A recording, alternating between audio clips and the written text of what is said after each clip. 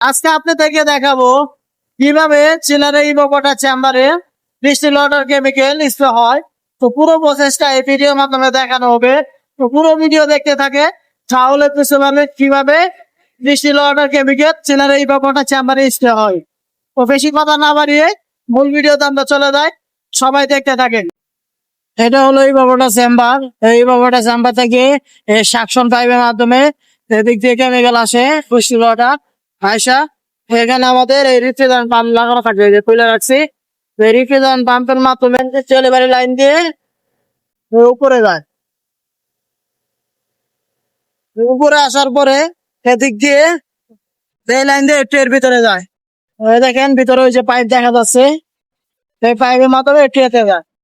এই ট্রেতে যাওয়ার পরে এই যে সিটগুলো যে দেখতে পাচ্ছেন পানি পাম্প আছে, ওই সিটগুলো দিয়ে এই 2 নম্বর ট্রে দেবো। এই 2 নম্বর ট্রে থেকে এই যে সিটগুলো দিয়ে এই নিচে 3 নম্বর ট্রেতে পড়ে। সেই 3 নম্বর ট্রেতে যাওয়ার পরে ওই যে চিকন চিকন সিদ্ধগুলো এগুলো দিয়ে, ওই সিদ্ধগুলো দিয়ে টিউবের উপরে স্প্রে হয়।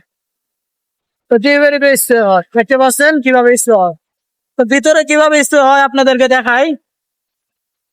এটা হলো distil water chemical sector, spray sector, looking glass. তো ভিতরে দেখেন দেখেন কিভাবে স্প্রে হচ্ছে। এরকম ভাবে ডিস্টিল ওয়াটার ভিতরে স্প্রে হয়। এই ছিল আমাদের মূল ভিডিও। তো পুরো ভিডিও দেখার জন্য সবাইকে অনেক অনেক ধন্যবাদ।